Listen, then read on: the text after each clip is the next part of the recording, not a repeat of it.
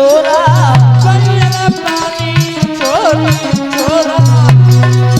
और करदनी में नहीं छोड़ेंगे डोरा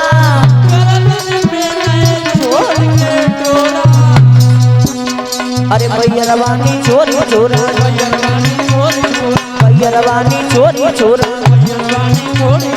करदन में न छोड़ेंगे डोरा। महाराज जा औलाद के लिए तुमने सारे जीवन कमाई करी और जब तुम तो यहाँ से चले गए और जब महाराज थोड़ा सा गले में सोने की चेन भी पड़ी हुई तो महाराज क्या सोचते इसे भी निकाल लो बेकार चली जाएगी। किन के लिए महाराज कौन कह रहे हैं कि जिन्होंने अपनी औलाद के लिए सारे जीवन कमाई कर करके ना जाने क्या से क्या कर दिया और के तेरो आबे वक्त यकीन भैया आना होए न जाना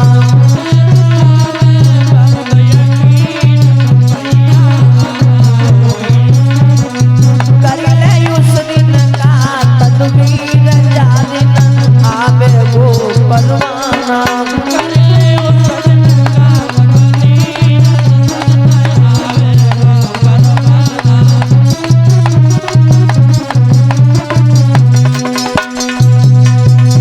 बोल वृंदावन बिहारी लाल की। याद रखना भक्तों इधर श्री सुखदेव जी महाराज समझाते हैं राजन इस दुनिया में कोई किसी का नहीं है। अरे जब तक तुम्हारे पास में राजा थोड़ा सा धन है तो तुम्हारे सब कोई है। अरे जो तुम्हारे हैं वो भी है नहीं है वो भी है। कब तक जब तक मारा तुम्हारे पास में थोड़ा सा धन है तब तक और जैसे ही धन खत्म हो जाए तो श्रोता बंधु कोई पूछने वाला भी नहीं होता। तो इधर श्री सुखदेव जी महाराज समझाते राजन आज हम तुम्हारे सामने पर बताने के लिए जा रहे हैं सृष्टि का वर्णन और ये सृष्टि का वर्णन किस तरीका से हुआ। तो आइए राजन आज इस दुनिया में तुम्हारे नेत्रों से जो कुछ भी तुम्हारे सामने पे दिखाई दे रहा है महाराज ये पहले कुछ नहीं था केवल चारों तरफ जल ही जल दिखाई देता था राजन जल ही जल। तो सबसे पहले एक शब्द प्रकट हुआ ओम ओम से अलख अलख से निरंजन निरंजन से निरंकार। उसी समय एक ज्योति स्वरूप टुकड़ा टूट करके जल की गहरी खाई में चला गया। उससे राजन एक अंकुल पैदा हुआ अंकुल और जैसे ही वो अंकुल पैदा हुआ तो गुरुजी ने बताया है कि उस अंकुल से कौन पैदा हुआ बताया। आरे जल को है जीवा जाने जल में जन्म लो।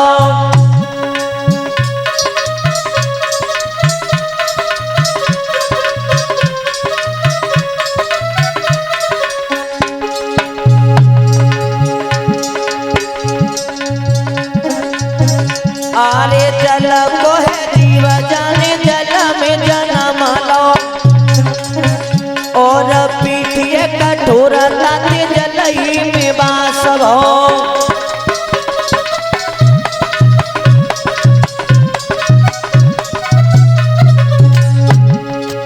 बता रहे हैं राजन एक जल का जीव पैदा हुआ और जैसे ही जल का जीव जब वो पैदा हुआ तो राजन उस जीव का उसी जल के अंदर निवास हुआ जल के अंदर। और जैसे ही उस जीव का जल के अंदर निवास हुआ है तो श्री सुखदेव जी महाराज समझा रहे हैं राजन उस जल के जीव के शरीर की लंबाई और चौड़ाई कितनी लिख रहे हैं कैसे।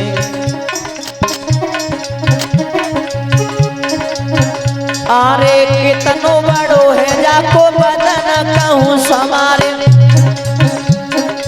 एक लाख योजन में मुख से बड़ी है नारी, 5 लाख योजन में आंखें न खोरवे फारे।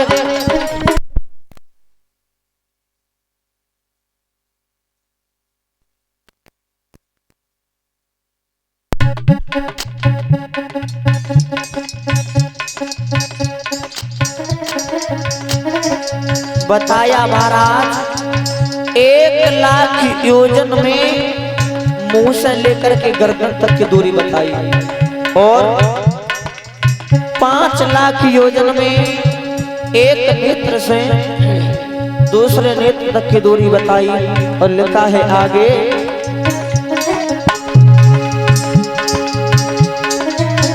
आरे 7 लाख योजना में पेटो जाको लहराए, और 11 लाख योजना में पंजना रहो खगाए।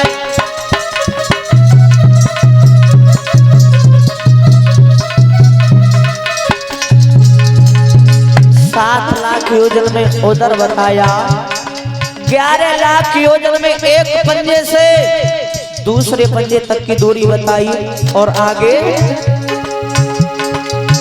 अरे पूरा शरीर में तुम्हें समझाऊं जाको, और 1 अरब 70 करोड़ योजन है परिमाणता को, इतना बड़ा तो रूप धारी लो कछुआ को।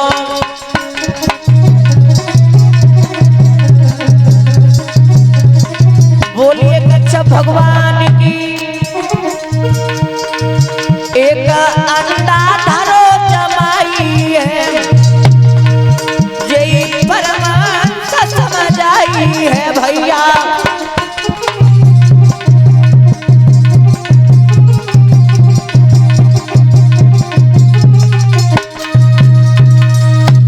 सबसे पहले महाराज एक जल का जीव पैदा हुआ, वो हुआ महाराज कछुआ।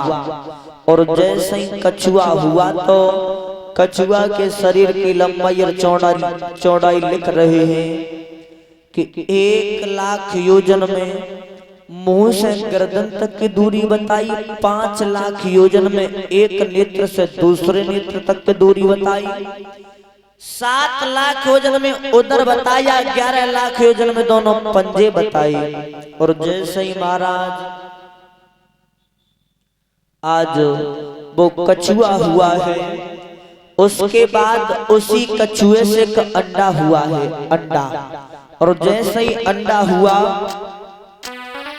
तो पाती राम जी लिख रहे हैं अपनी जकड़ में उस अंडे की लंबाई और चौड़ाई कितनी बताई है। लिखते हैं पातीराम जी, आरे 9 योजन 95 को समय, और अंडे को परिमाण कियो, और श्री सुखदेव बखान सो कियो।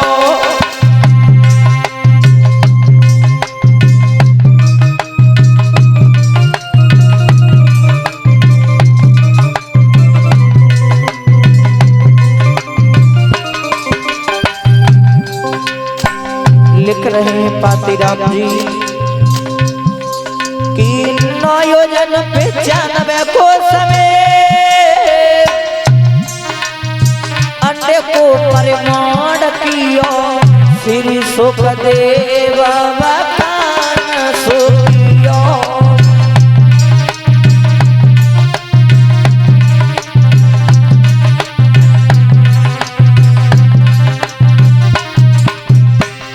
योजन 95 कोस में उस अंडे का परिमाण बताया। धीरे धीरे समय व्यतीत होने के बाद जब वो अंडा पका है और पकने के बाद में जब फूटा तो सबसे पहले कौन प्रकट हुआ उस अंडे से बताया गुरुजी ने। आरे पकी फूटो अंडा ताते विष्णु भगवान भये, संगहि विराजमान शेष अवतार लय, जिनके 1000 फन शीश छत्र नए नए।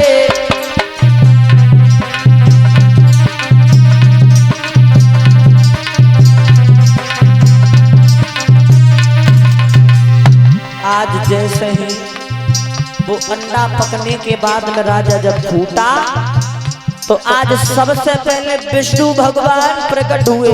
विष्णु भगवान, और जैसे ही विष्णु भगवान का अवतार हुआ राजा, तो साथ में शेष भगवान का भी अवतार हो गया।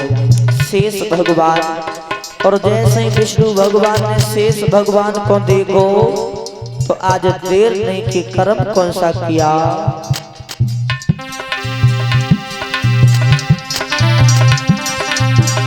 आरे पूछ कौन बाए सर पर सैया बनाई लई,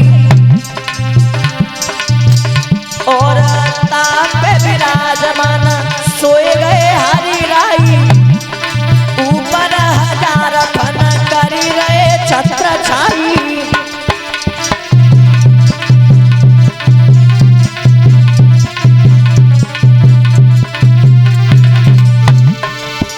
अरे एक एक फना तापे लाख लाख मणि धरी,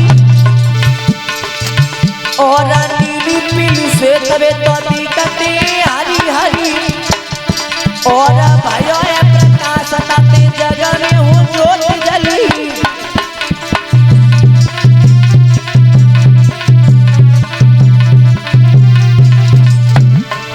आज जैसे ही विष्णु भगवान ने देर नहीं करी, आज सर्प की सैया बनाई, और जैसे ही सर्प की बनी ये सैया बनी, विष्णु भगवान उसी पे विराजमान हो गई। और जैसे ही विराजमान हुए तो अब शेष भगवान ऊपर से छाया कर रहे। महाराज एक एक फन पे यहाँ तक बताया कि हजारों हजारों लाखों लाखों मणि रखी हैं। और जैसे ही महाराज वह पानी के ऊपर ठंडी ठंडी हवा जो चली, उसी समय विष्णु भगवान को नींद ने दबा लिया। और जैसे ही नींद आई विष्णु भगवान सो गए। हुआ क्या, और चाई सुख नींद भैया ने कना पलक खोले, और बहुत दिन बीते कछु मुका उसे नहीं बोले, ऊपर हजार फन जल पकड़ के डोले।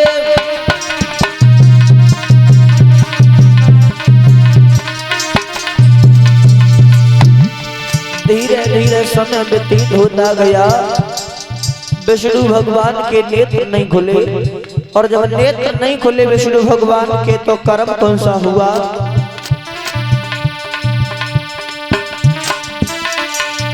आरे टूड़ी चकुला कमल एक जनी गयो, और बढ़न लगो है बुतनी रही कुदाए गयो, फैली फैली बात जानी कछु जल ढकिलो।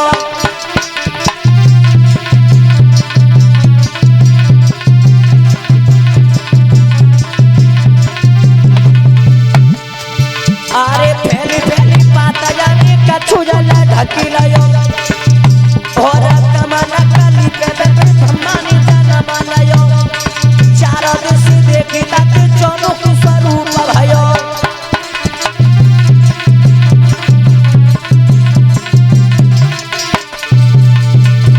आज श्रोताओं, विष्णु भगवान की नाभि से कमल हुआ, और उसी कमल पे बैठ करके ब्रह्मा जी प्रकट हो गई। और जैसे ही ब्रह्मा जी प्रकट भये तो ब्रह्मा जी याद रखना, जिस समय प्रकट हुए श्रोता बंधुओं, तो केवल ब्रह्मा जी का एक सिर था। और जब ब्रह्मा जी का एक सिर था, और जब ब्रह्मा जी ने चारों तरफ देखा तो ब्रह्मा जी के 4 सिर और हुए।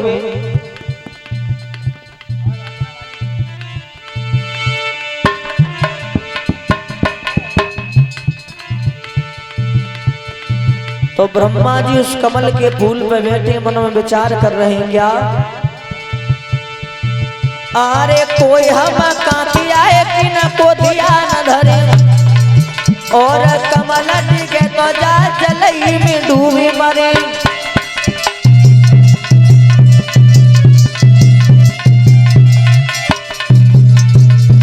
ब्रह्मा जी व कमल के फूल पे बैठे हैं, और ब्रह्मा जी अब मन में सोच रहे हैं कि हम कौन हैं, कहां से आए हैं, और ये कमल का फूल थोड़ा भी हिल गया तो जल में डूब करके हमारी मृत्यु हो जाएगी। तो आज श्रोता बंधुओं, ब्रह्मा जी के मन में एक विचार आया कि क्यों ना सबसे पहले इस कमल के फूल की जांच करी जाए कि आखिर ये कमल का फूल आया तो आया कहां से है। और